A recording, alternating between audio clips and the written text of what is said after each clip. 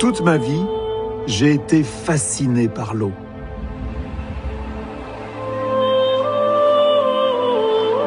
J'ai vu des hommes flotter dans les nuages. J'ai vu des cascades tailler la forêt et sculpter les paysages.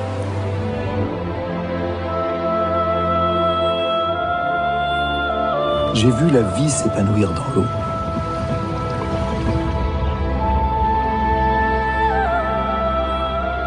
J'ai vu des hommes habiter les fleuves.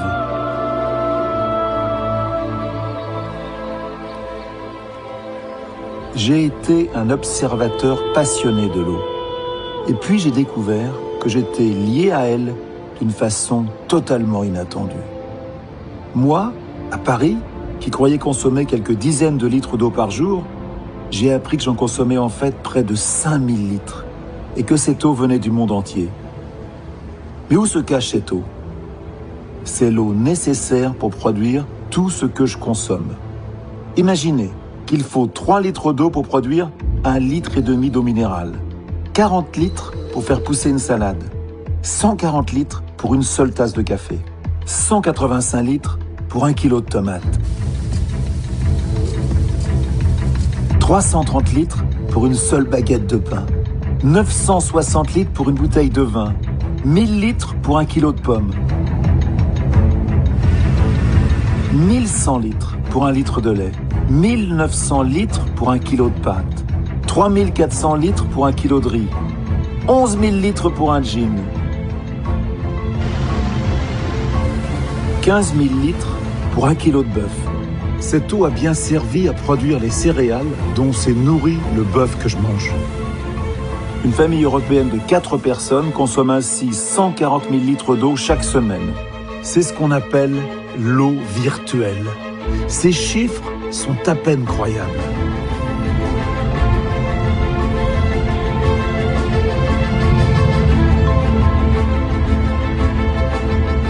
Notre mode de vie, nos déplacements, nos loisirs, tout concourt à accroître sans cesse nos besoins en eau. Ils croissent si vite qu'ils dépassent largement ce que la nature peut nous offrir. Mais l'eau fait aussi cruellement défaut à plus d'1 milliard d'humains. Je n'ai jamais bu de l'eau potable. L'eau polluée est rejetée à 90% sans traitement dans la nature. À l'époque, il était interdit de vendre notre poisson. Il disait qu'il était empoisonné. L'eau contaminée tue encore chaque jour plus de 4000 enfants. J'ai toujours peur que mes enfants soient malades. L'eau manque encore pour nourrir l'humanité. Je n'avais même pas de quoi me nourrir. Il fallait que j'achète du riz pour compléter. L'eau est à l'origine de conflits dans de nombreux pays. J'ai tué plusieurs hommes. J'ai dû les tuer pour ma sécurité. Au Soudan du Sud, cette incroyable machine, haute comme une maison de 5 étages, qui devait creuser un canal, a déclenché une guerre qui a duré 30 ans. Pour trouver des solutions à ces problèmes vitaux, des femmes et des hommes n'ont pas attendu les décideurs. Ils ont des solutions et ils agissent. Vandana Shiva, indienne passionnée, se bat pour une nouvelle agriculture. Nous devons vraiment nous orienter vers des cultures très riches en nutriments qui nécessitent moins d'eau. Gérard Roseau a foré plus de 4000 puits dans toute l'Afrique. J'ai le sentiment que quand je quitte un village, après avoir amené de l'eau, c'est important. Katharina de Albuquerque a défendu aux Nations Unies le droit à une eau potable et à des toilettes pour tous. Il faut parler de merde, il faut regarder les choses en face et il y a des solutions. Mais aussi de simples citoyens dont la vie est en jeu, comme Annette, dame pipi dans un bidonville au Kenya, qui a fait de l'hygiène son cheval de bataille. Je suis fière de travailler dans des toilettes publiques. Ou encore Ek Son Chan, ce Cambodgien incorruptible qui a fait des miracles à Phnom Penh. J'ai un rêve, fournir de l'eau à tous les Cambodgiens.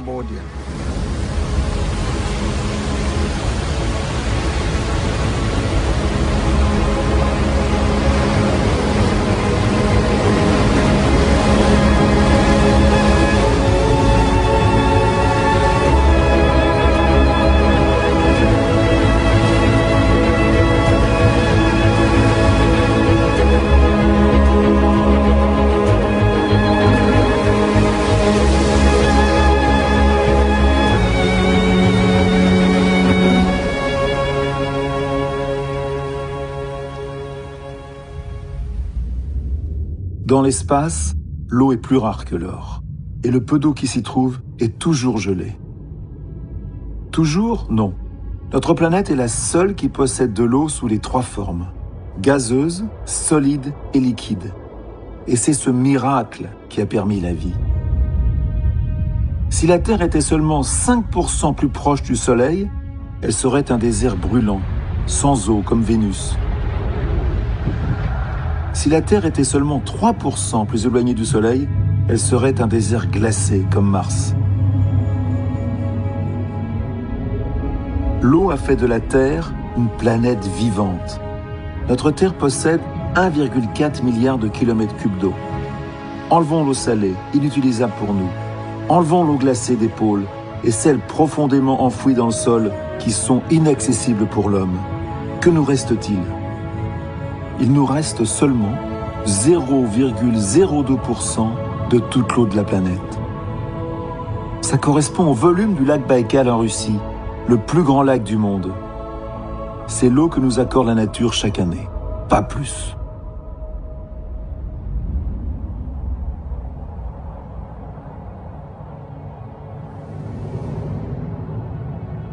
Ces alpinistes au sommet du Mont Blanc ont-ils conscience de se trouver au premier maillon de la grande chaîne de l'eau?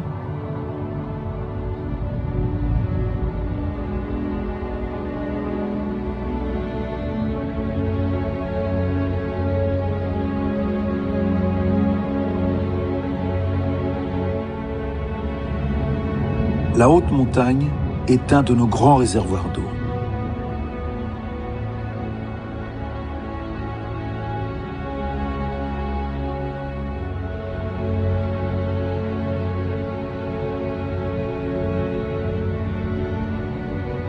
La neige se transforme en glace et s'accumule, année après année. Elle alimentera des milliards d'humains et une infinité d'espèces vivantes.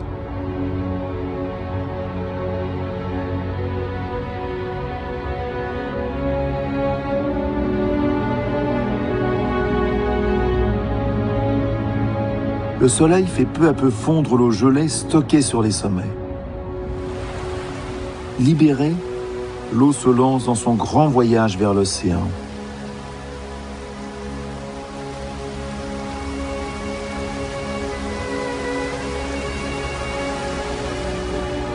Elle se ferait un chemin de cascade en torrent.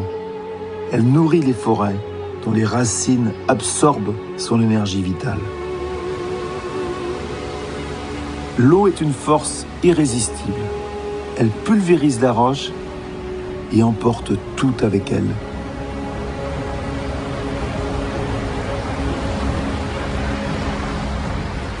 Lorsqu'elle prend de la vitesse, son pouvoir destructeur s'accentue.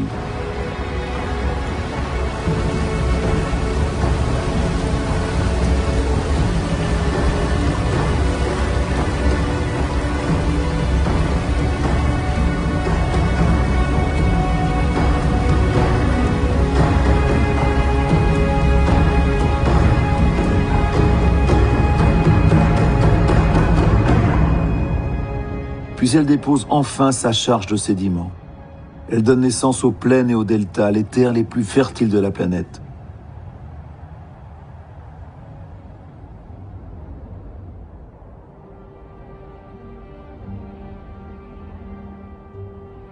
L'eau est une artiste qui se révèle à moi depuis le ciel. Au Kenya, le lac Magadi était autrefois peuplé d'hippopotames, de crocodiles et de poissons.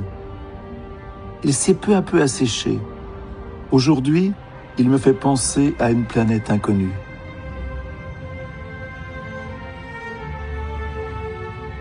Les sels minéraux, provenant de sources chaudes, se sont accumulés sur le fond, formant une incroyable palette de couleurs.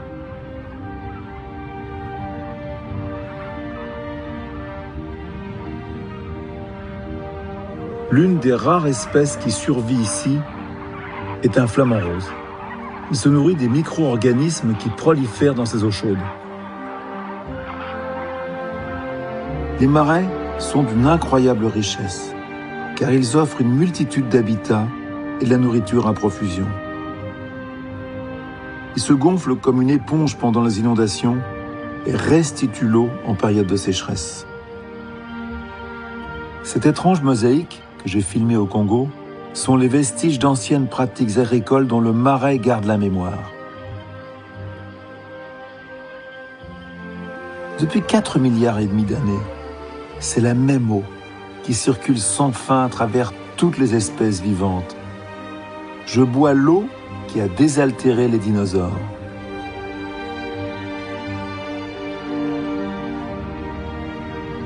On doit à l'eau les plus audacieux reliefs de la Terre. Elle a mis des millions d'années à sculpter le Grand Canyon du Colorado aux États-Unis.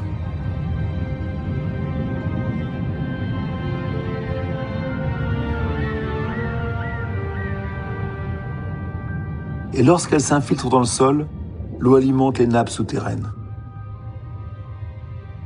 Ces précieuses réserves se sont constituées au cours de milliers et parfois de millions d'années. Elles ne se renouvellent presque pas. Avec les glaciers, les eaux souterraines représentent notre principale réserve d'eau. Mais l'eau n'est pas uniformément répartie sur la planète. Certaines régions reçoivent 100 fois plus de pluie que d'autres. L'eau est parfois si rare que des hommes sont prêts à tuer pour elle. Dans le nord du Kenya, ce pays que je connais si bien, il n'a pas plu depuis plus d'1 an. 2 tribus de pasteurs nomades, les Dassanesh et les Turkana, s'affrontent pour s'emparer du dernier oasis de verdure. J'ai tué plusieurs hommes. J'ai dû les tuer pour ma sécurité. Nous vivons à côté de nos ennemis et nous sommes en état de guerre permanent. Il n'y a aucun répit au moment de repos. Même assis ici, nous sommes probablement surveillés.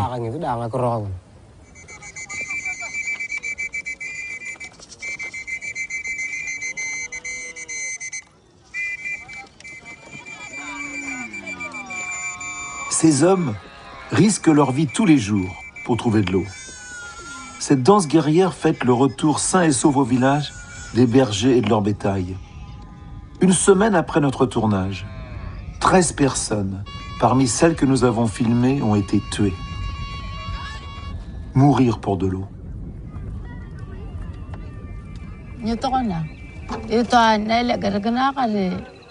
J'ai peur quand mes enfants emmènent mes animaux paître et boire dans le delta. On ne peut jamais savoir s'ils vont revenir ou pas. C'est seulement le soir, quand je les vois revenir avec les troupeaux, que je suis sûre qu'ils sont en vie.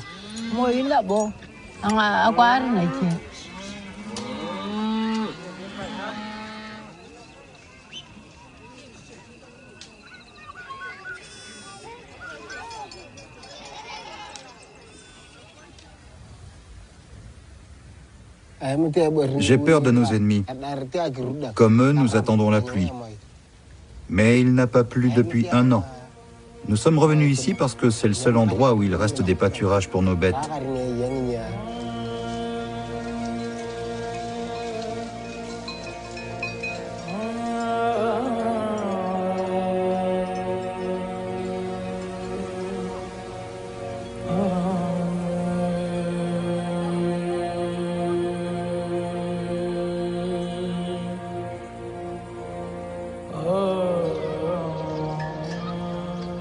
Des centaines de familles, terrorisées par cette guerre de l'eau, ont tout abandonné pour se réfugier dans ce campement de fortune.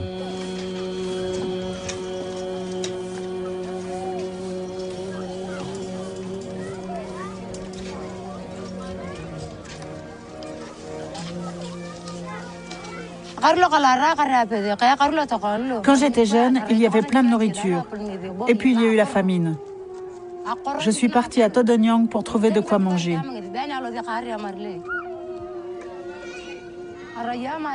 Mais notre vie s'est transformée en enfer. Les gens ont commencé à se faire tuer. Maintenant, je suis à Lorenyang, car les Dassanesh m'ont chassé de ma terre. Même pour aller chercher de l'eau, on entendait des coups de feu. Et on pouvait être tué d'un instant à l'autre.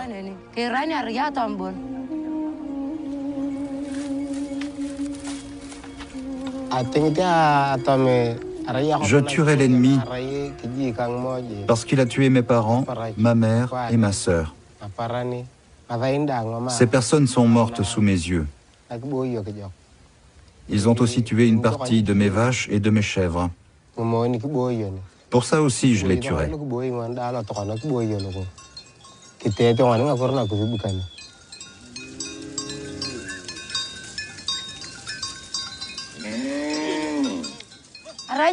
Sans la sécheresse qui nous a forcés à migrer, le père de mes enfants ne serait pas allé à Todonyang. Il aurait gardé son bétail et il n'aurait pas été tué.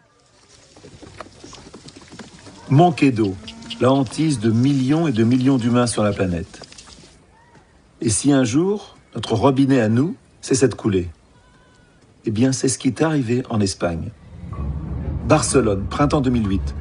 À la suite d'une sécheresse prolongée, cette grande ville européenne se réveille sans eau.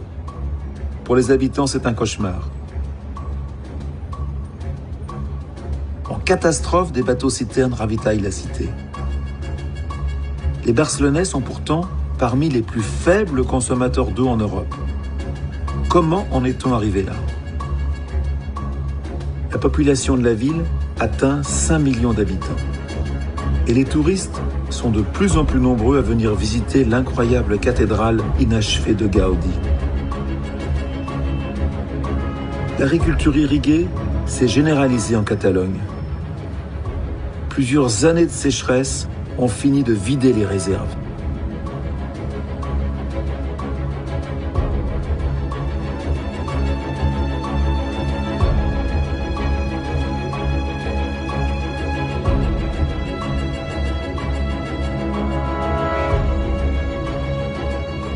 Alors que Barcelone tire la langue, les deux fleuves où la ville puise l'essentiel de son eau continuent d'irriguer les cultures alentours. L'affaire fait scandale.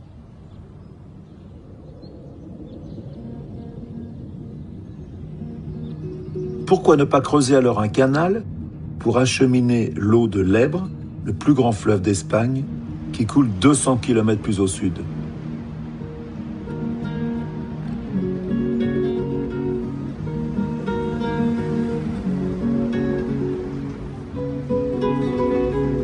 Pas si simple. Le delta de l'Èbre est une des plus riches réserves naturelles d'Europe. 50 000 riziculteurs, maraîchers, pêcheurs, paludiers vivent dans ce bout du monde. Barcelone a beau avoir soif, pas question pour eux de détourner une partie de leur eau.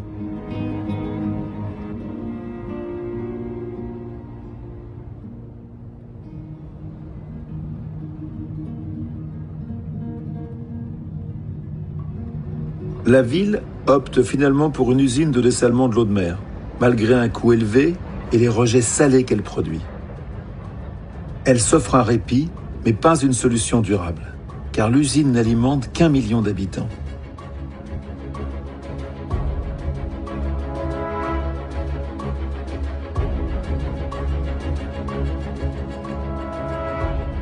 Impensable, l'eau peut manquer maintenant dans des régions riches aux ressources abondantes.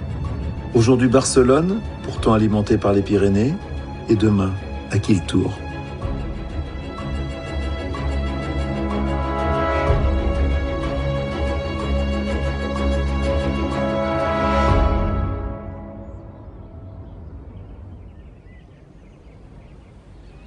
Nous les humains, nous nous sommes toujours installés près des sources, au bord des rivières et des lacs, là où se trouve la nourriture.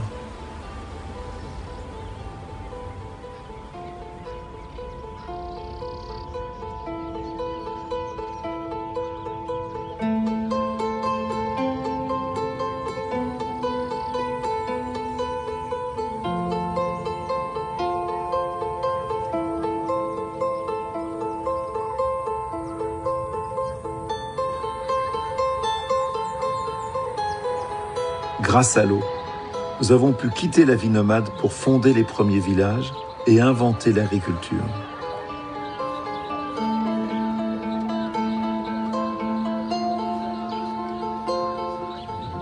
Le pouvoir d'attraction de l'eau est toujours aussi fort aujourd'hui. L'eau est vitale. Au Soudan du Sud, des peuples de pêcheurs vivent comme il y a 5000 ans. Ils se sont établis au beau milieu des marais, au plus près de leur nourriture. Ici, les seuls espaces disponibles sont les anciennes termitières. L'argile dont elles sont faites permet de construire les maisons et même de créer de minuscules jardins.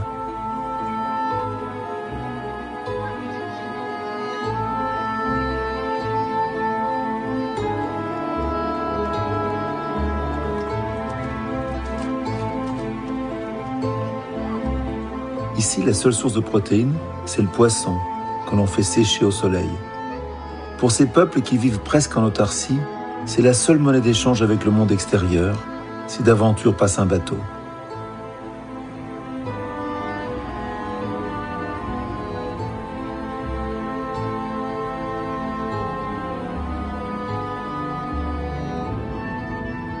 L'eau a été la première voie de communication entre les hommes. Aujourd'hui encore, en Afrique centrale, il n'y a pas beaucoup de routes ni de voies ferrées. C'est le fleuve Congo qui joue encore ce rôle vital en reliant entre eux des centaines de villages le long de ses rives.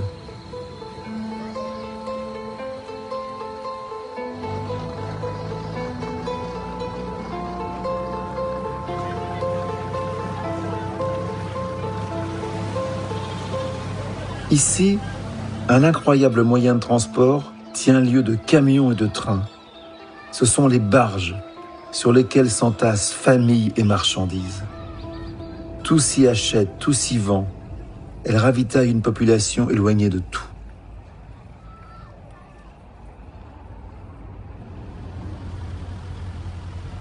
Cette barge, ou plutôt ce radeau, se résume à un assemblage de troncs sur lequel est posée pêle-mêle la marchandise. À l'arrivée, le bois sera vendu avec tout le reste. Le puissant fleuve Congo est donc un formidable atout pour l'Afrique qui va doubler sa population. Les fleuves ont joué un rôle majeur dans le développement de notre espèce. Au Mali, la ville de Djenné s'est créée entre les bras d'un affluent du Niger aux portes du Sahara. Et la ville a profité de cette situation exceptionnelle. Elle est devenue un grand carrefour de commerce, une halte pour les caravanes de chameaux. Mais malheureusement, tout le monde n'est pas installé près d'une source d'eau. Imaginez, marcher des heures chaque jour pour aller chercher de l'eau. J'ai vu si souvent des femmes et même des enfants s'épuiser à transporter des seaux de 30 litres sur leur tête. 800 millions d'humains ne boivent pas d'eau potable. Quoi de plus beau que leur apporter l'eau, de les libérer de cette éprouvante corvée.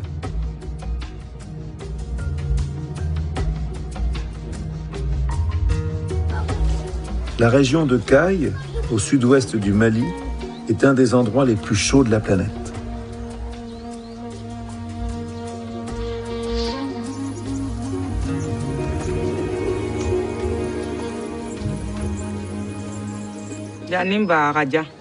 D'ici au fleuve, c'est très loin et très fatigant. Je traverse 3 mares. Je fais ce trajet 3, 4, 5 fois le matin et parfois même l'après-midi. Le trajet pour aller chercher l'eau est très pénible. Il y a des sangsues qui se collent à nos pieds. Parfois, en revenant du fleuve, tu tombes, mais tu es obligé d'y retourner.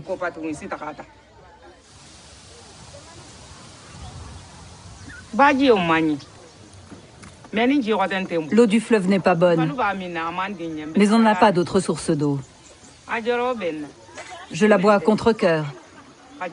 J'ai souvent peur que cette eau rende mes enfants malades et qu'ils meurent, mais je n'ai pas le choix.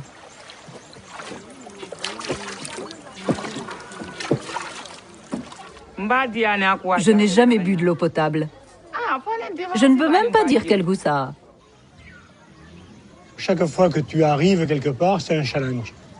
À chaque fois que tu arrives quelque part, tu as le doute. À chaque fois que tu arrives dans un village, tu espères. Gérard Roseau est sans doute celui qui a creusé le plus de puits au monde.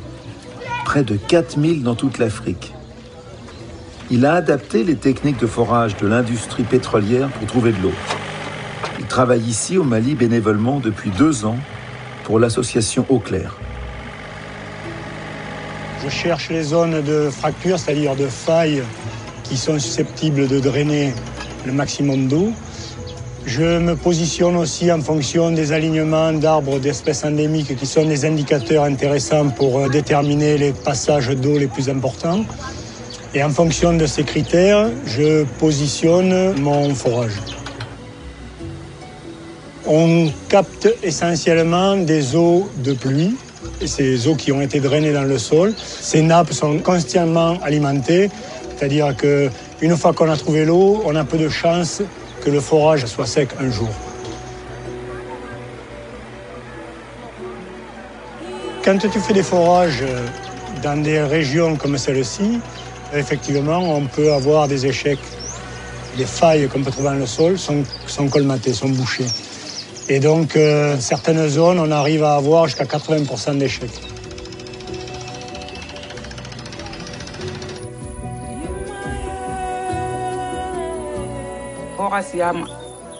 J'attends ce jour avec beaucoup de joie.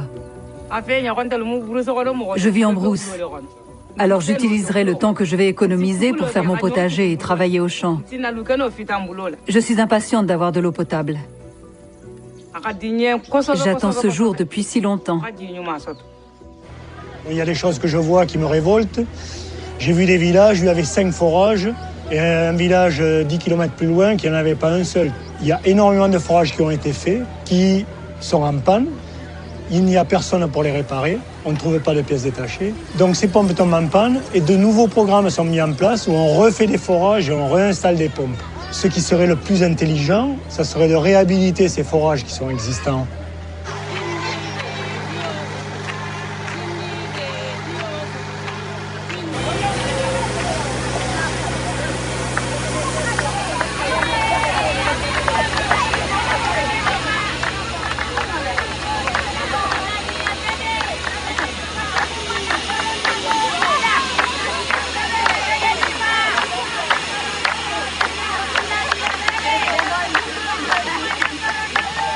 J'ai le sentiment que quand je quitte un village, après avoir amené de l'eau, c'est important. Et ce que les gens m'ont donné, je leur ai restitué quelque part quelque chose aussi.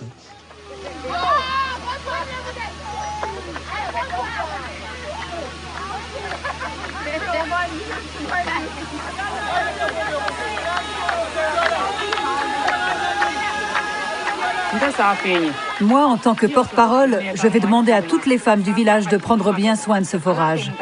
Car nous avons beaucoup souffert avant d'avoir de l'eau potable.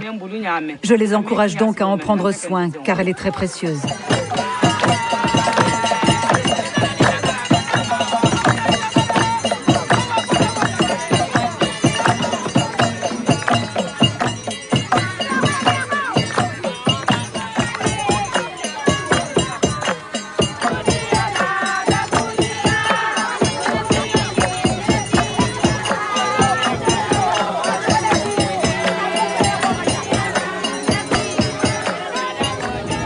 Au Cambodge, on peut vivre sur l'un des plus grands lacs d'Asie et ne pas avoir d'eau potable. 800 millions de personnes dans le monde sont dans la même situation. Une menace mortelle qui pèse sur des populations parmi les plus vulnérables. Le grand lac Tonlé Sap a longtemps été le garde-manger d'un Cambodgien sur 3. Il abreuve la population depuis toujours. Mais aujourd'hui, l'urbanisation, les industries ont pollué l'eau qui n'est plus buvable. Mais les habitants ne le savent pas, ils la boivent depuis des générations. Ici, les pêcheurs capturent les anguilles avec de curieux pièges en bambou, plantés dans la vase. Bonjour. Vous en avez attrapé combien? 3, à peine un demi-kilo. Et vous n'emportez rien à boire? Non, je bois cette eau-là. Ah bon, mais vous n'êtes pas malade? Ça m'arrive. Mais qu'est-ce que je peux y faire? Mais elle pue cette eau. Elle est toute noire.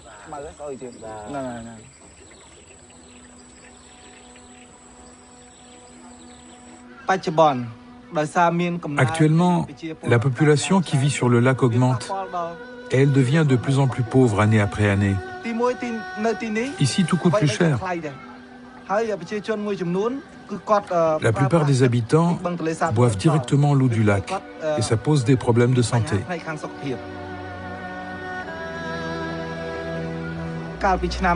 En 2010, 2 villages près d'ici ont été victimes d'une épidémie infectieuse qui a fait plus de 40 morts.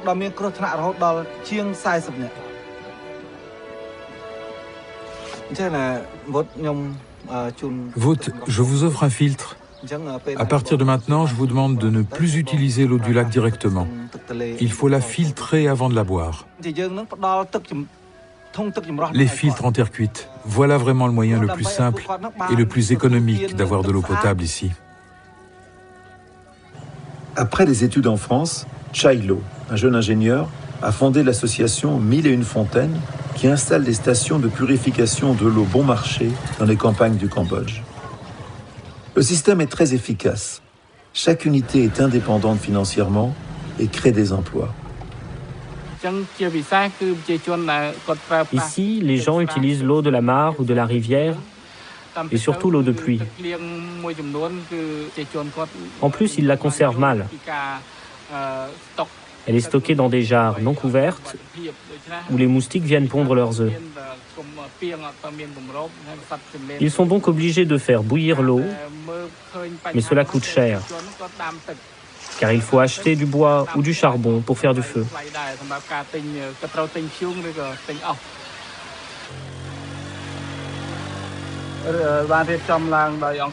Le procédé de traitement de l'eau utilisé par 1001 Fontaines est très simple. Nous filtrons l'eau plusieurs fois, puis elle est stérilisée grâce aux ultraviolets.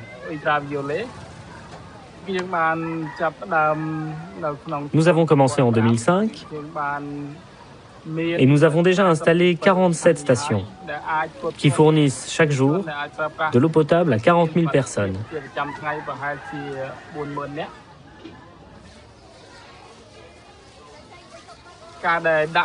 Nous avons installé une station dans cette école pour fournir gratuitement de l'eau aux élèves. Tout le monde n'a pas conscience de l'importance de boire de l'eau potable. Il faut faire tout un travail éducatif pour les convaincre de s'y mettre. Cela prendra du temps.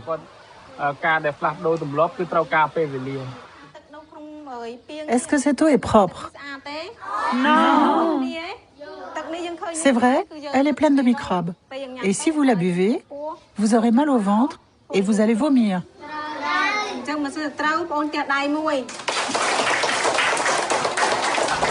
Alimenter les grandes villes en eau potable est un défi encore plus grand. J'ai un rêve. Fournir de l'eau à tous les Cambodgiens. L'honnêteté paie. À Phnom Penh, Ekson Chan, un fonctionnaire incorruptible, a su inspirer confiance à l'aide internationale pour reconstruire entièrement le réseau d'eau potable de la capitale cambodgienne. J'ai personnellement souffert, ainsi que ma famille, du manque d'eau. Les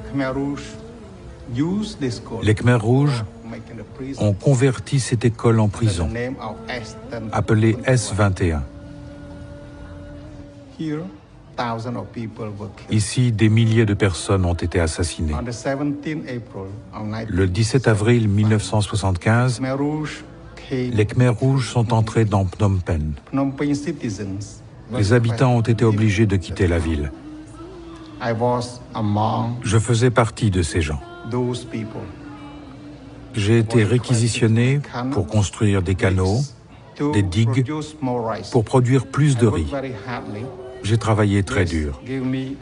C'est comme cela que j'ai survécu. Le 7 janvier 1979 marque le jour de la libération de notre peuple.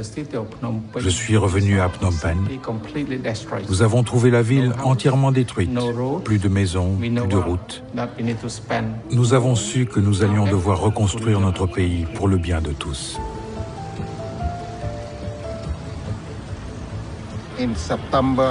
En septembre 1993, j'ai été sollicité par le gouverneur de Phnom Penh pour prendre la tête du service des eaux.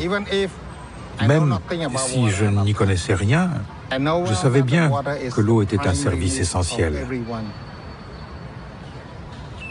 Mais le réseau de Phnom Penh était pire que nulle part ailleurs. 20% de la population était desservie, et seulement 8 à 10 heures par jour. L'eau était imbuvable. À peine la moitié des consommateurs payaient leurs factures d'eau. La majorité des employés n'étaient à leur poste que 3 heures par jour. Voilà dans quel état était la distribution d'eau à ce moment-là. Nous avons commencé à faire évoluer les mentalités. Les employés ont dû travailler dans l'intérêt de la compagnie et non plus pour leur profit personnel. Nous avons convaincu les clients de payer leurs factures en commençant par les plus riches et jusqu'aux plus pauvres. Nous avons consacré tous nos efforts à améliorer l'accès à l'eau. Nous sommes passés de 20% de personnes raccordées en 1993 à plus de 90% aujourd'hui. En effet, notre service ne s'adresse pas qu'aux riches. Nous raccordons tout le monde, même les plus défavorisés, en attribuant aux familles des subventions de 30, 50, 70 et même 100%.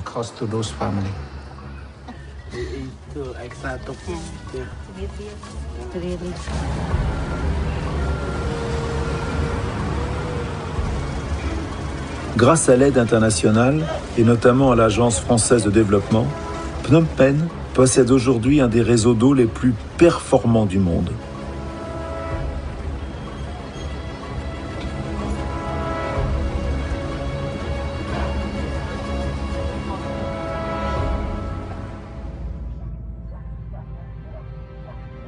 À Rio, Soweto, Lagos, 800 millions de personnes vivent aujourd'hui dans des bidonvilles. Ces quartiers précaires, bâtis illégalement, où se concentre la misère. Et leur nombre devrait doubler d'ici 2050.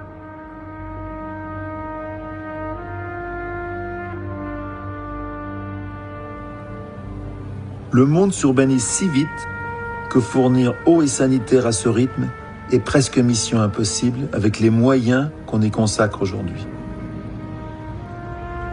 Mais pourquoi les maladies liées à l'eau sont si fréquentes dans les villes en développement? Parce que les gens n'ont pas de toilettes.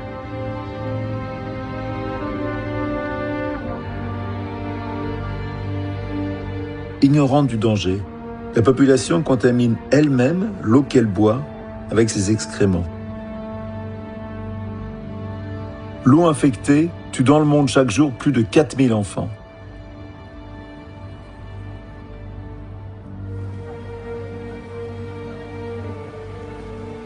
Au Kenya, à Nairobi, Kibera est le plus grand bidonville d'Afrique.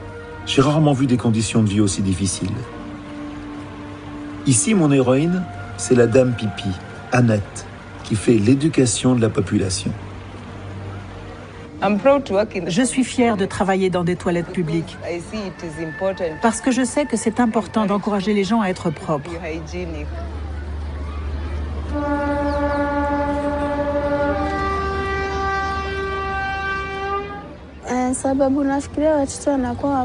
Mes enfants tombent malades à cause de nos mauvaises conditions de vie. Vous voyez bien, ma maison n'est pas saine du tout. Un égout passe juste devant ma porte. Les toilettes se déversent dedans. Il y a des mouches qui rentrent dans la maison. Il y a aussi les moustiques qui piquent les enfants. C'est comme ça qu'ils tombent malades.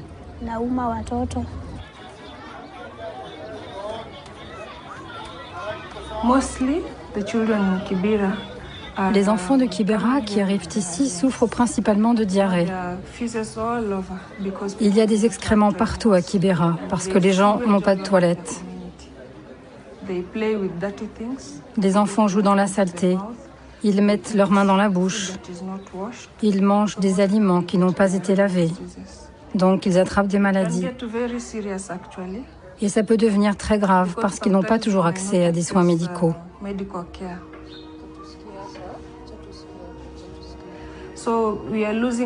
Beaucoup d'enfants meurent de déshydratation provoquée par des diarrhées et des vomissements.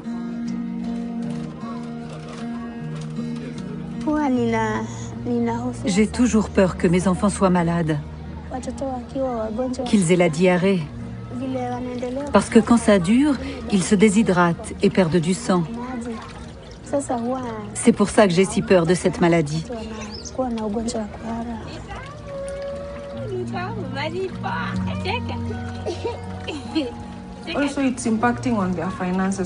Cela a aussi un impact sur le budget des familles. Quand un enfant a la diarrhée, les parents doivent dépenser beaucoup d'argent pour le faire soigner, alors qu'il manque déjà de tout.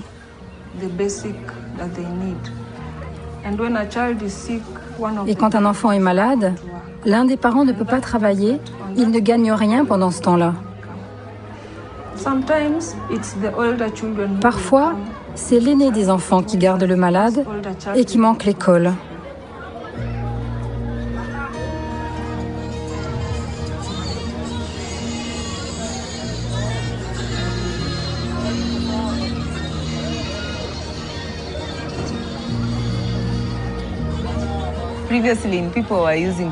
Avant, à Kibera, les gens utilisaient les toilettes volantes. C'est-à-dire qu'ils faisaient leurs besoins dans un sac en plastique qu'ils envoyaient ensuite sur le toit des maisons. C'est pour ça que nous avons construit des toilettes publiques, pour que notre quartier soit plus propre. Si je surprends quelqu'un qui utilise les toilettes volantes, je vais l'encourager à changer.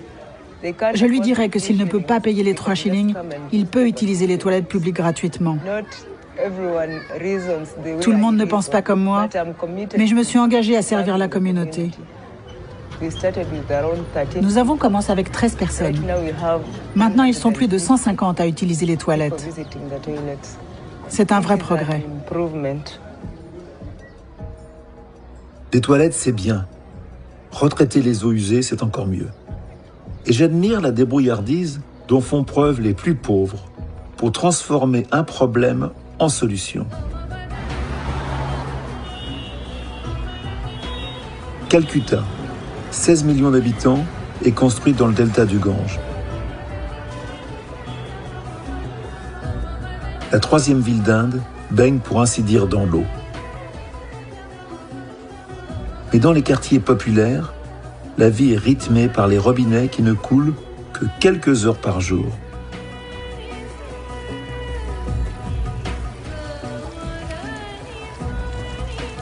La ville a su tirer profit de cette eau omniprésente. Elle confie aux poissons le soin de traiter ces eaux d'égout. Le réseau de canaux qui irrigue la ville achemine les excréments des habitants jusqu'à une zone de marais de 8000 hectares aux portes de la ville. Une industrie qui fait vivre des milliers de personnes. Mon nom est Shyam. Je travaille dans une ferme piscicole. On est 18 pêcheurs dans mon équipe. On commence à 7 h du matin. On part en barque et on pêche au filet. Ensuite, on ramène les poissons sur la rive.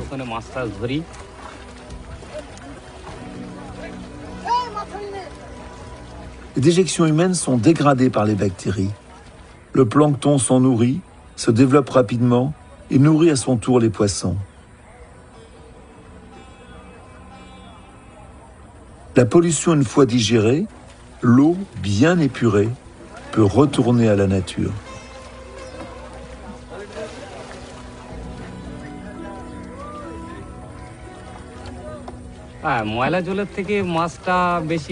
Ici, la production est nettement plus importante qu'ailleurs.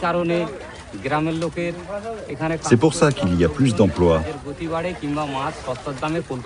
Le poisson est aussi beaucoup moins cher ici qu'en ville.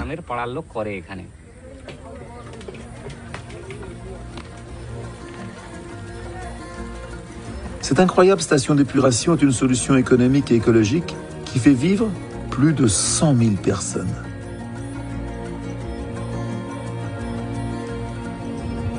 dire que près d'un quart de l'humanité ne dispose toujours pas d'accès à l'eau et d'assainissement digne de ce nom. Mais les Nations Unies ont reconnu ce droit fondamental en juillet 2010 et l'installation de ces services essentiels avance dans de nombreux pays, comme au Sénégal. La reconnaissance de ce droit si important doit beaucoup à l'engagement d'une femme formidable, Katharina de Albuquerque. Je la retrouve dans un quartier populaire de Dakar, où elle est déjà venue en mission. Ça me fait plaisir de vous revoir. Comment allez-vous? Ça va. Bah, je suis retournée. J'ai tellement aimé être ici. Voilà, moi je demande toujours l'histoire. En fin de compte, ce droit à l'eau international, c'est quoi? C'est la première fois dans l'histoire que tous les États membres des Nations Unies se mettent d'accord pour dire l'eau, c'est un droit. Il faut que tout le monde sur la Terre ait au moins une quantité minimale d'eau pour ses besoins domestiques et personnels. Cette résolution change les rapports de force et oblige les États à prendre des mesures pour faire en sorte que ceux qui n'ont pas de pouvoir et qui n'ont normalement pas accès à l'eau passent à avoir accès à l'eau et à l'assainissement. Ça donne la possibilité aux gens d'aller à un tribunal, comme j'ai vu ça par exemple au Costa Rica, des gens d'un petit village qui ont arrêté la construction d'une conduite d'eau qui allait amener leur eau à des camps de golf, à des hôtels, etc. On est 7 milliards d'habitants sur Terre. Problème d'eau potable, surtout problème d'assainissement. Est-ce qu'on n'est pas en train de perdre ce combat? Oui, on est en train de perdre ce combat, notamment à cause de l'augmentation de la population. Les chiffres sont en train de monter. On a 1 milliard de personnes qui font leurs besoins en plein air. Ne pas traiter l'assainissement comme une matière qui est taboue, parce que personne ne veut parler de merde. Il faut parler de merde, il faut regarder les choses en face et il faut prendre des mesures pour résoudre le problème, et il y a des solutions. C'est une question de volonté politique. C'est un investissement tout à fait rentable. Pour chaque euro ou dollar investi, on a un gain de 9, 15, 30 dollars. Comment ça? Comment ça? Parce qu'on dépense moins d'argent en santé. On va à l'école, on va travailler. L'eau, c'est un véhicule extraordinaire pour faire sortir des gens et des pays de la pauvreté. On peut y arriver, à amener l'eau et l'assainissement, la dignité à tout le monde. On peut le faire. C'est une question de volonté et de faire en sorte que les choses changent plus vite que jusqu'à maintenant. Procurer de l'eau propre aux plus vulnérables, c'est formidable. Mais l'eau propre sur notre planète ne le reste jamais longtemps, car nous avons pris la détestable habitude de rejeter nos eaux sales dans la nature. 85% des eaux usées dans le monde ne sont pas traitées. Non seulement cette eau est perdue, mais elle contamine nos ressources en eau potable, rivières, lacs, eaux souterraines. Nous nous empoisonnons nous-mêmes.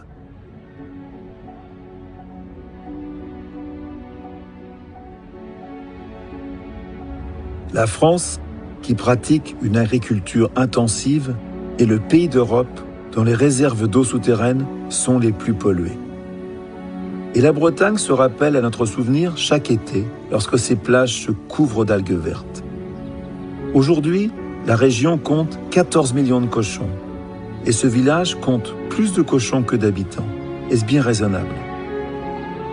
Leurs déjections riches en nitrates sont épandues comme des engrais dans les champs.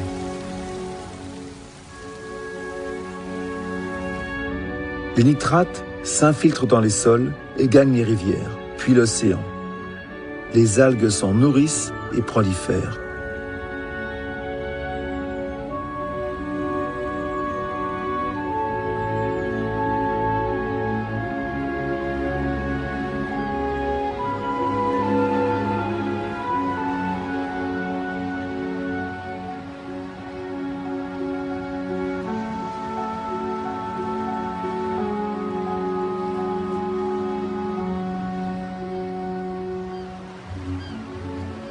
Les algues ne sont pas toxiques. Ces chevaux à l'entraînement ne risquent rien. pas plus que les élevages de moules dans la baie. En revanche, le gaz émis lors de leur décomposition sur les plages peut être mortel. Cette pollution, répétée année après année, témoigne de notre incapacité à changer les choses. Politiques, paysans, consommateurs, nous sommes tous responsables. En attendant une hypothétique solution, des villages de Côte-d'Armor ont trouvé comment recycler le lisier des cochons. Ils le convertissent en biogaz qui chauffe 4500 maisons.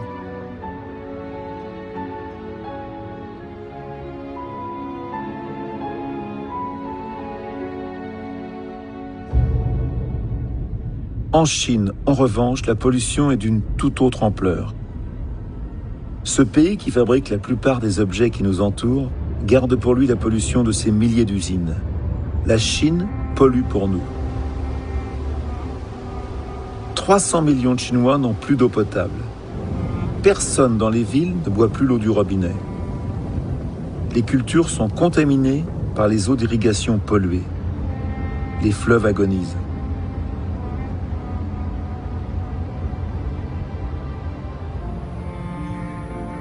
Regardez cette belle petite rivière.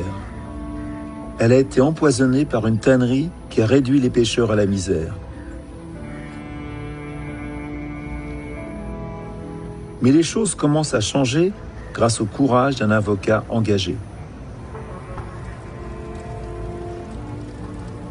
Il y avait une de ces épaisseurs de boue polluée dans le fond de la rivière.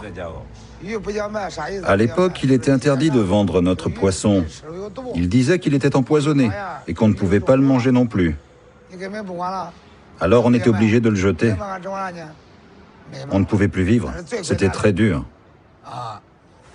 C'était très dur, mais cet avocat a accepté de les défendre. Wang Sanfa a créé la première association chinoise de défense des victimes de la pollution. Il a obtenu pour les pêcheurs l'équivalent de 100 000 € de dommages et intérêts. Les victimes, ces pêcheurs, sont pour la plupart illettrés, sans culture. Ils sont au bas de l'échelle sociale. C'est pour cela que cette entreprise n'avait aucun scrupule à polluer. Maintenant qu'on a enlevé les boues, l'eau est plus claire. Ces 2 dernières années, les poissons ont commencé à revenir et on a pu reprendre les élevages.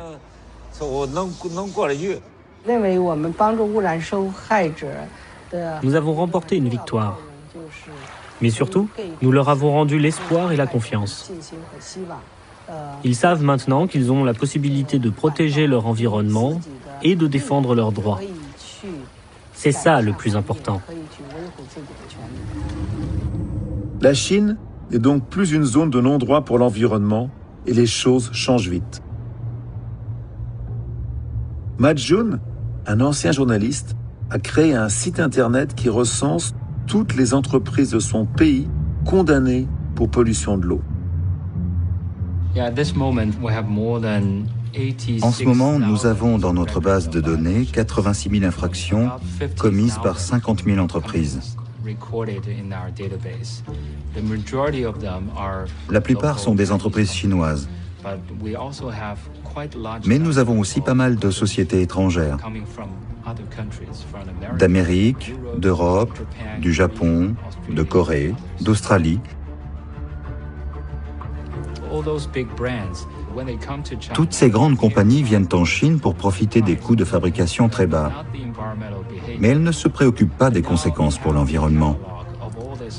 Mais maintenant, avec notre liste de pollueurs, nous voyons que ces sociétés, qui avaient l'habitude de payer des amendes année après année en continuant à polluer, commencent à ressentir une certaine pression. La plupart s'efforcent de se mettre en règle et font tout ce qu'elles peuvent pour être rayées de notre liste.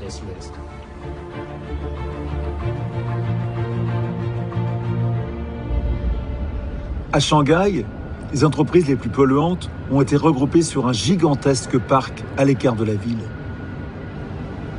Mais elles ne figurent pas sur la liste de Ma Jun. Chacune est reliée individuellement à l'unique station d'épuration qui traite 25 000 tonnes d'eau usée par jour, pratiquement autant que toutes les industries de la vallée du Rhône. Les rejets de chaque entreprise sont analysés en continu pour détecter et traiter immédiatement toutes les pollutions.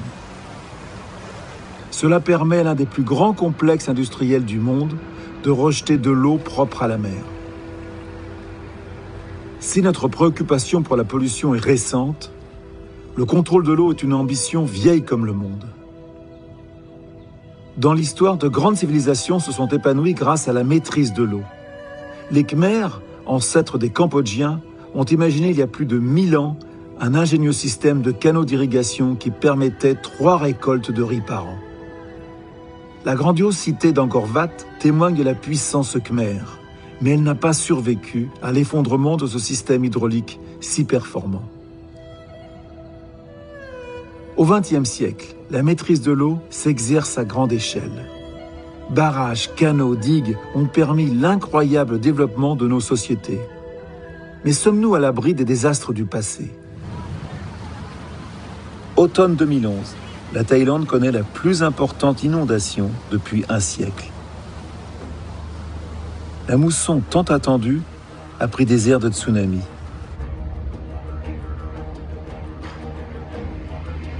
Ici, je constate une fois de plus que les changements climatiques ne sont pas une hypothèse ni une théorie. C'est la réalité. Des millions de sinistrés, 15 000 entreprises affectées, 12% des terres cultivées inondées.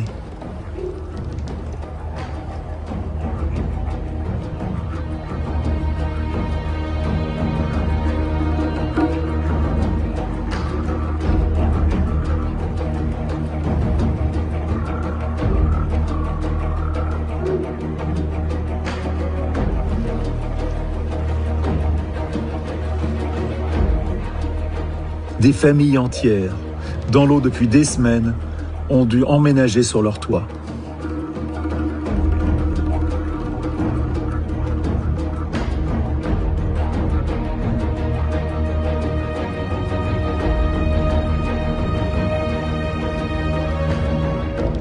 Catastrophe régionale, mais conséquences planétaires. Ici sont fabriqués 60% des disques durs du monde. L'industrie électronique mondiale est paralysée. Pour les constructeurs automobiles, les pertes sont colossales.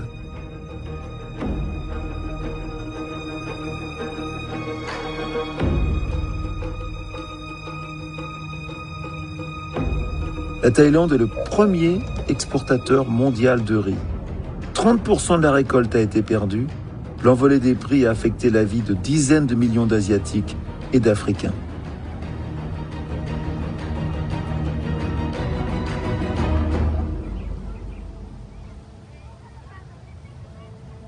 Les temples d'Ayutthaya, l'ancienne capitale fondée en 1350, ont été inondés pour la première fois. Le système de canaux qui les avait protégés jusque-là a été laissé à l'abandon. Quant aux barrages construits sur le fleuve qui traverse Bangkok, ils n'ont pu contenir la montée des eaux.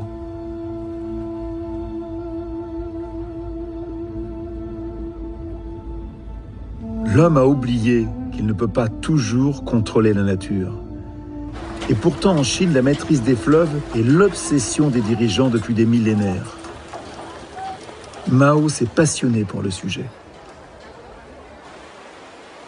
L'histoire du pays est jalonnée d'inondations qui ont fait des millions de morts. Les seules digues édifiées le long des rives du fleuve Jaune au cours des 50 dernières années ont nécessité plus de matériaux que la Grande Muraille. Les Chinois ont appris à repousser les attaques 100 fois répétées de l'eau, colmater la moindre brèche, tenir bon face à l'envahisseur.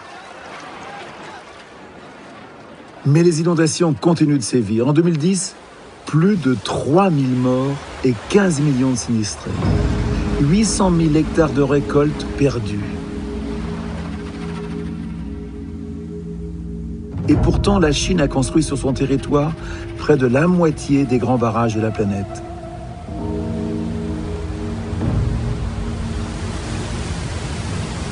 Aujourd'hui, c'est surtout le manque d'eau qui inquiète les Chinois.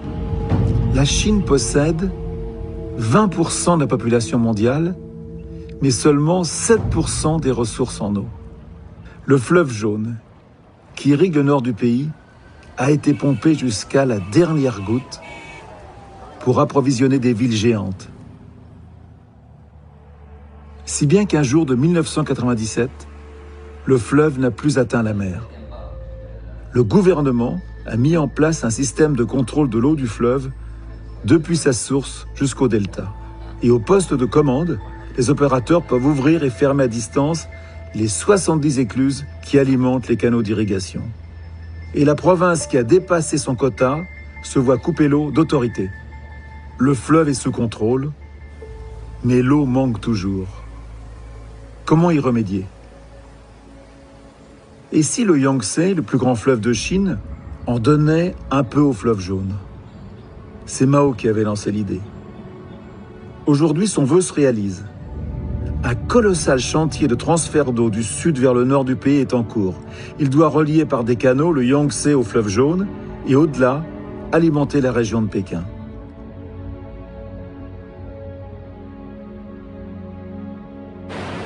Le barrage des Trois Gorges, le plus grand barrage du monde, est la pièce maîtresse de ce projet. Il devrait permettre de transférer vers le nord un débit égal à la moitié du Nil.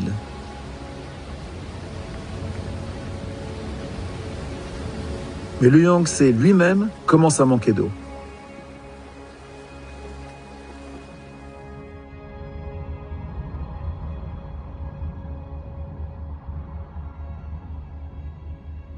Notre développement s'est accompagné d'une augmentation folle de nos besoins en eau. Pour répondre à cette demande, 50 000 barrages ont été construits dans le monde.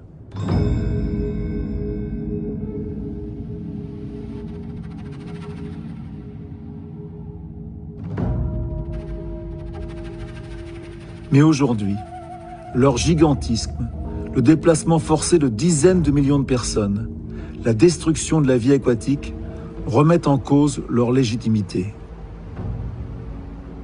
Mais on sait maintenant atténuer leur impact en réduisant leur taille. Et on ne peut plus se permettre d'ignorer les populations que l'on veut déplacer.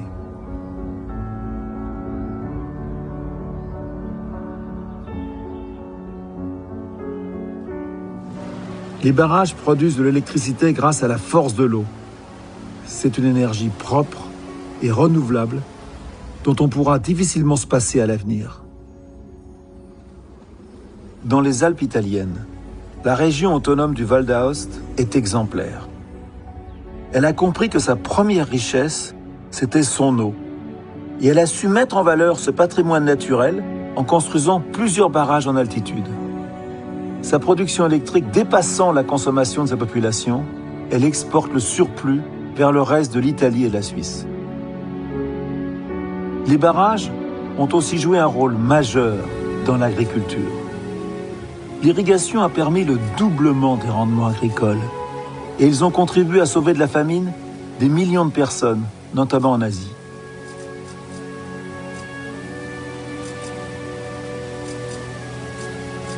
Mais nous aurons besoin de beaucoup plus d'eau pour nourrir les 9 milliards d'humains que comptera la planète dans 40 ans.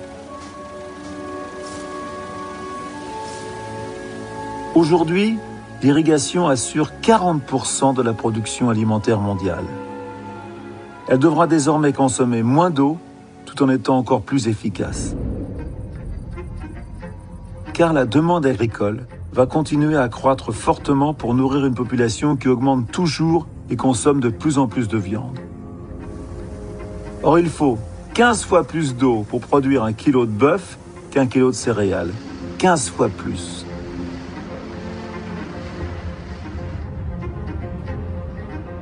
Certains pays manquent déjà d'eau pour nourrir leur population et sont contraints d'en importer. Pas sous forme liquide, bien sûr, mais sous forme virtuelle, cachée dans les céréales, les fruits, les légumes, la viande, à bord des navires qui sillonnent la planète.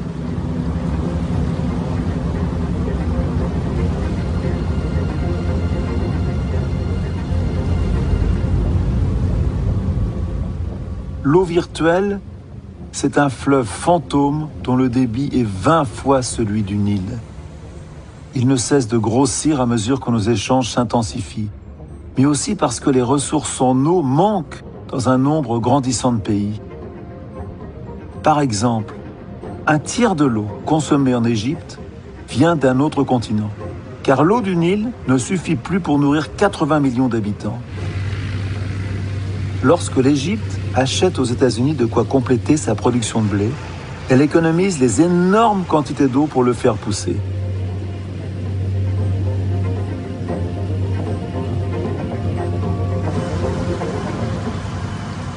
Et l'eau virtuelle a aussi des effets pervers. Le coton, énorme consommateur d'eau, représente à lui seul un quart de ces échanges d'eau dans le monde. 5 fois le débit annuel du Nil.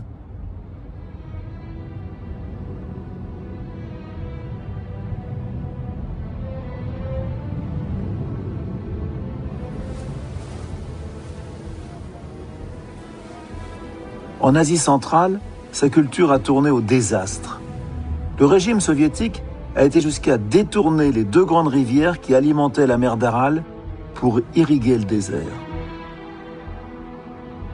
Voyez le résultat. Elle a perdu 90% de son eau en 50 ans. Des millions de personnes réduites à la misère. Une tragédie qualifiée de plus grand désastre écologique du XXe siècle par les Nations Unies. Et tout ça pour fabriquer nos chemises et nos jeans. Rappelons-nous, il faut 2700 litres d'eau pour fabriquer une chemise et 11 000 litres pour faire un jean. Ici, on assèche une mer. Ailleurs, on épuise des ressources d'eau souterraines très anciennes et non renouvelables, comme en Jordanie. Ces champs ont cessé d'être cultivés lorsque le forage a été épuisé.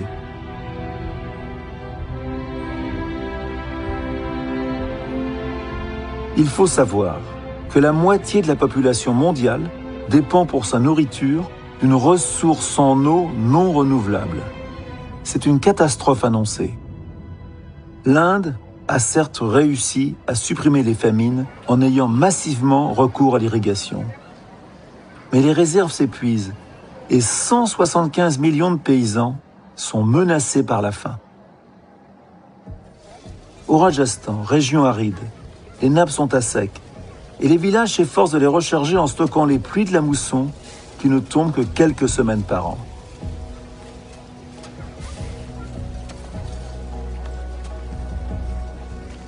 Ces femmes font preuve d'un courage incroyable. Elles creusent elles-mêmes à la main, oui à la main, d'immenses bassins pour conserver l'eau. En filmant ces images, je n'en revenais pas.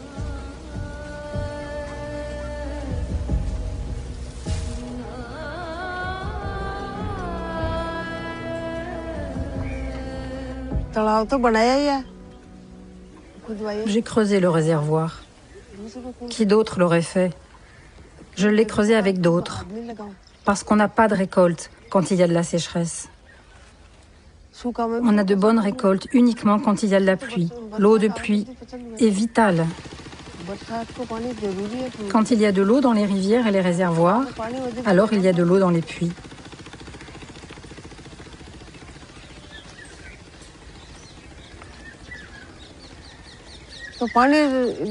L'eau des réservoirs est essentielle pour alimenter les puits. On peut alors irriguer les champs. Comme ça, on a quelque chose à récolter.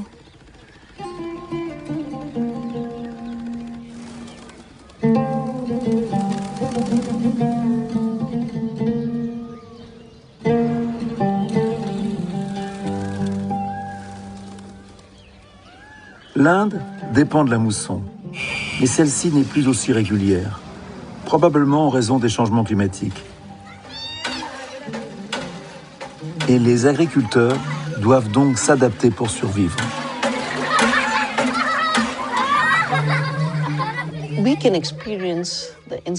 La mousson est de plus en plus instable, c'est terrible pour nous. On ne sait plus quand et où les pluies vont tomber. Soit vous n'avez pas de pluie quand vous avez besoin de planter, soit il tombe des trombes au moment de la récolte et vous perdez le peu que vous avez produit. Vandana Shiva est une militante célèbre dans le monde entier. Son combat en faveur d'une agriculture économe en eau et plus résistante aux aléas du climat a sorti de la pauvreté plus de 500 000 paysans.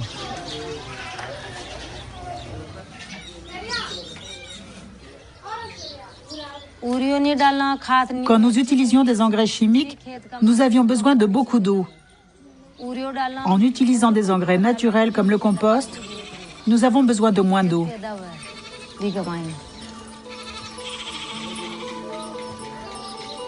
La bouse de vache, mélangée à des résidus végétaux, est en effet un fertilisant très riche qui garde aussi l'humidité des sols.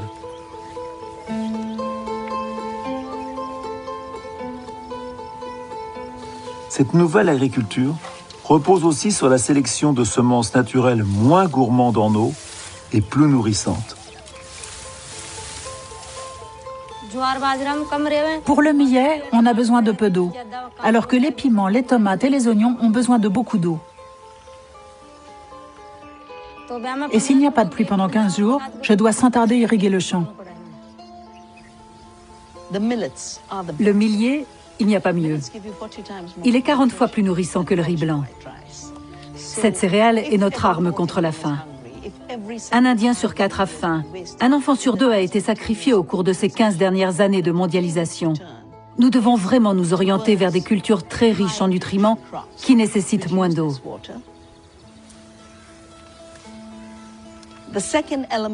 Augmenter la biodiversité est notre deuxième plan d'action.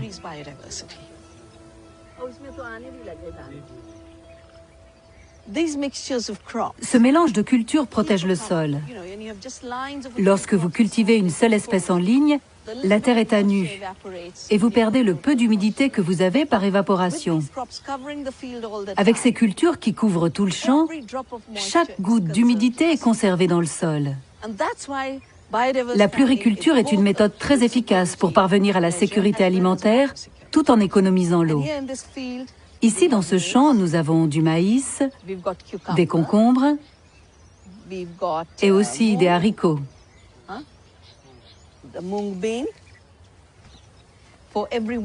Chaque fermier que nous formons montre l'exemple à 100 autres. Car les mauvaises années, ils ont une meilleure récolte que ceux qui pratiquent l'agriculture chimique. Et les bonnes années, ils ont une aussi bonne récolte qu'eux. Et ils ont aussi de meilleurs revenus, car ils ne dépensent pas d'argent pour acheter les semences et les produits chimiques. Partout dans le monde, des petits paysans trouvent les moyens d'augmenter leur production en gérant mieux l'eau. Car ils sont en première ligne dans ce combat contre la faim. Le riz alimente près de 4 milliards d'humains. C'est la première céréale cultivée dans le monde. Il est souvent cultivé à la main, principalement par de petits producteurs pour nourrir leur famille. Mais c'est une culture très gourmande en eau. Au Cambodge, des paysans audacieux essaient une nouvelle méthode de culture qui permet de doubler les rendements tout en utilisant beaucoup moins d'eau. C'est vrai que la récolte est beaucoup plus importante. Elle est même multipliée par 2. Avec la méthode habituelle, je n'avais même pas de quoi me nourrir. Il fallait que j'achète du riz pour compléter. Avec ce que je produis maintenant, non seulement j'ai de quoi nourrir ma famille, mais je peux même en vendre aux grossistes et acheter d'autres choses. La méthode est toute simple. Il suffit de replanter les jeunes pousses 2 ou 3 semaines seulement après que les grains de riz ont germé. Ils reprennent alors leur croissance aussitôt et poussent beaucoup plus vite. Moi-même, je n'en croyais pas mes yeux. Avant, je repiquais plusieurs grosses plantules en même temps et ça ne donnait aucune pousse. Alors qu'aujourd'hui, avec une seule petite plantule, j'obtiens jusqu'à 20 pousses. C'est surtout pour éviter les mauvaises herbes que le riz est habituellement planté dans l'eau. Mais il pousse bien mieux lorsque le sol n'est pas noyé. Les racines, bien oxygénées, se développent plus rapidement. En 2010, nous n'étions que 3 à utiliser la nouvelle méthode. En 2011, nous sommes 20. Je pense qu'en 2012-2013, on ne pourra plus nous compter. car apparemment tout le monde veut s'y mettre. Au début, les autres riaient. Maintenant, quand ils voient ça, ils viennent tous me féliciter. Nourrir toutes ces populations dépendra d'une multitude de solutions locales, adaptées au climat, au sol et au type de culture. Dans l'ouest des États-Unis, pour les agriculteurs, l'eau ne manque pas encore, mais elle est convoitée par les villes qui sont prêtes à racheter cette eau à n'importe quel prix. Cette région, au climat semi-aride, est confrontée à un difficile partage de l'eau. L'agriculture et les villes se sont développées bien au-delà des possibilités offertes par la nature. D'énormes aménagements ont permis d'amener l'eau des montagnes éloignées, et ça ne suffit plus. Les villes continuent de grandir et manquent toujours d'eau. Elles vont maintenant la chercher dans les campagnes, là où elle est encore disponible, et elles sont prêtes à la payer au prix fort. L'eau est devenue marchandise, et c'est le marché qui décide de son usage. Lors de la conquête de l'Ouest, des droits d'eau étaient distribués aux premiers fermiers arrivés. Ces droits se transmettent de génération en génération et peuvent être vendus ou achetés. Les propriétaires ont un quota d'eau à prélever dans la rivière ou dans les nappes souterraines. Et c'est ce quota qu'ils peuvent revendre. J'entends deux voix dans ma tête. Celle de mon père qui a travaillé tellement dur pour me transmettre cette terre et qui me dit « Tu ne peux pas vendre cette terre, tu ne peux pas vendre cette eau. » Et j'entends aussi celle du marché et de mon banquier qui me dit « Écoute, c'est plus d'argent que tu n'en gagneras peut-être dans toute ta vie, c'est le bon choix. » La nuit, c'est ça qui m'empêche de dormir.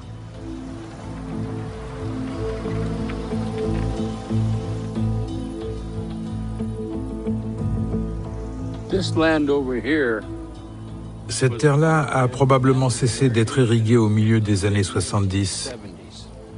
Le propriétaire a décidé de louer l'eau ou de la vendre, et voilà le résultat. Moi, je pratique l'agriculture irriguée de l'autre côté de la route. Regardez la différence. Chaque année, j'ai de bonnes récoltes de maïs grâce à l'irrigation, alors qu'ici, il n'y a plus que de la mauvaise herbe.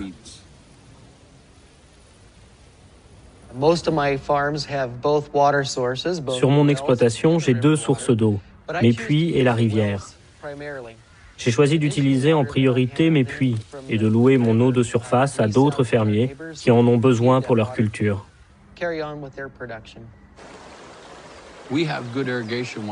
Ici, pour irriguer, nous avons une bonne eau qui nous vient des montagnes. Nous avons probablement les droits d'eau les plus anciens de tout le pays. Certains remontent même à 1860. Mais beaucoup de ces canaux ont été asséchés pour satisfaire les besoins pressants des villes. Les représentants de certaines villes sont venus récemment dans mon coin pour acheter des droits d'eau. Et ça a fait grimper le prix de la terre. On commence vraiment à se demander si on aura de l'eau encore longtemps. Comme le marché dicte sa loi, le prix de l'eau va monter de plus en plus. Et de plus en plus de gens vont vendre leurs droits d'eau. Pour continuer à vivre de la terre, il faudra changer nos façons de cultiver. On utilisera moins d'eau avec des systèmes d'irrigation à rampe ou le goutte à goutte. C'est seulement comme ça qu'on sauvera notre communauté de fermiers. Je connais une famille dont aucune des trois filles ne voulait reprendre la ferme.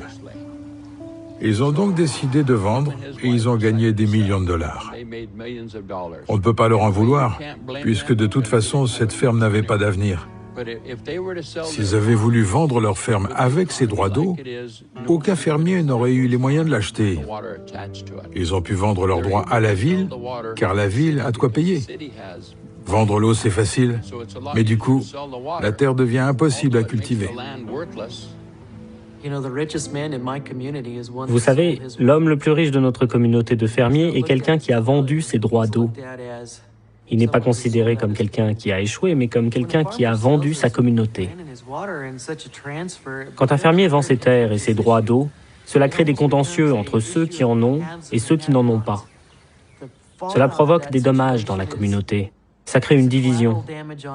Ça change la manière dont notre école est gérée, dont notre église est tenue. Ces transferts d'eau changent beaucoup de choses dans notre communauté. Nous aimons notre métier et nous aimerions pouvoir l'exercer pour toujours. Mais ça ne va probablement pas se passer comme ça. Augmenter le prix de l'eau comme on le fait aux États-Unis et ailleurs, développer un marché de l'eau, cela incite aussi à l'économiser. Mais l'eau n'est pas seulement un bien économique. Si nous laissons les villes prendre toute l'eau aux agriculteurs, on ne pourra plus produire suffisamment pour nourrir toute la population. Le besoin d'eau est si fort qu'il crée des conflits locaux. Mais il peut aussi unir des peuples aux cultures et aux besoins très différents. En Afrique, le fleuve Sénégal est un exemple de coopération entre pays riverains.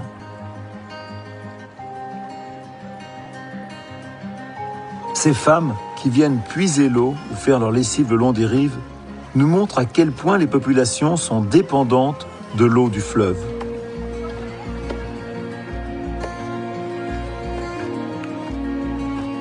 Dans cette région affectée par de sévères sécheresses, 2 millions de personnes s'y approvisionnent pour leurs besoins quotidiens.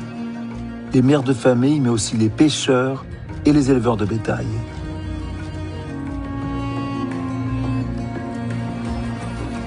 En 1989, la Mauritanie et le Sénégal ont été jusqu'à se faire la guerre pour de l'eau.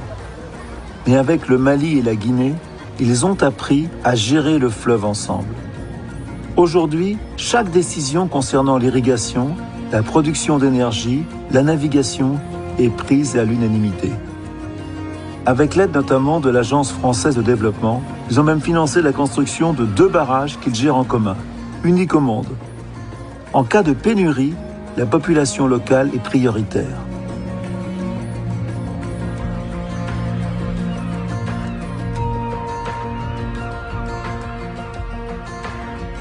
À l'avenir, une entente entre États sera essentielle pour prévenir les conflits en partageant l'eau des grands fleuves.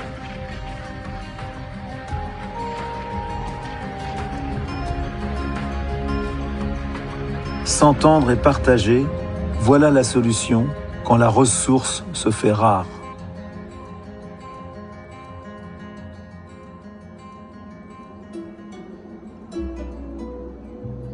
J'ai tenu absolument à me rendre au Soudan du Sud, ce tout nouveau pays, le 193e reconnu par les Nations Unies. Il possède un des plus grands marais du monde. Une merveille de la nature, née des eaux du Nil et peuplée d'espèces rares et de millions d'oiseaux migrateurs.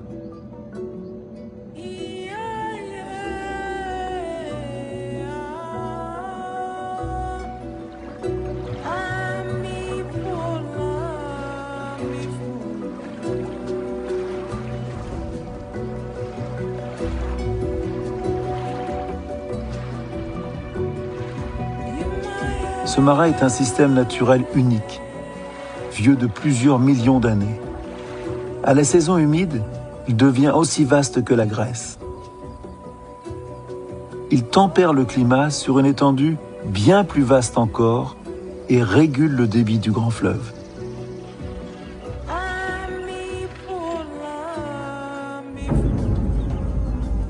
Mais il est aussi le domaine d'un peuple au courage formidable, les Dinka. Ils seraient plus d'1 million, vivant en communion avec leurs vaches. Ils les choisissent pour la beauté de leurs robes et l'élégance de leurs cornes monumentales. Ils les protègent des insectes en les couvrant de cendres et en faisant brûler en permanence des feux de bouse.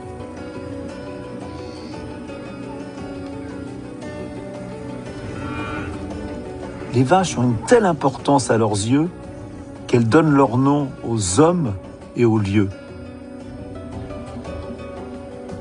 Dans cette région, l'eau est aussi précieuse que le pétrole. Lorsque le marais a été menacé, les Dinka ont pris la défense de leur royaume.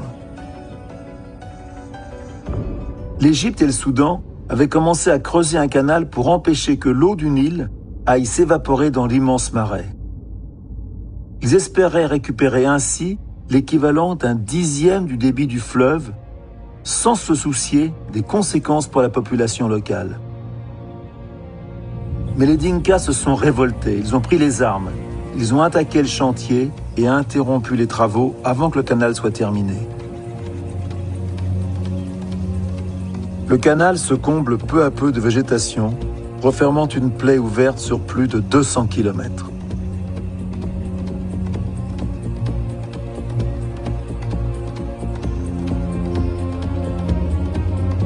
Je voulais voir depuis longtemps cette incroyable machine que les Dinkas ont réduite au silence il y a maintenant 30 ans. Encore plus grand que je l'imaginais. Ces troupes pelleteuses de 2300 tonnes, hautes comme un immeuble de 5 étages, arrachaient chaque minute assez de terre pour remplir une piscine olympique. Cette machine témoigne de la tension qui règne sur les ressources en eau. Le Marais a été épargné. Mais demain, que pèseront le Marais et ce peuple oublié face aux 250 millions de riverains assoiffés qui réclament toujours plus d'eau du Nil?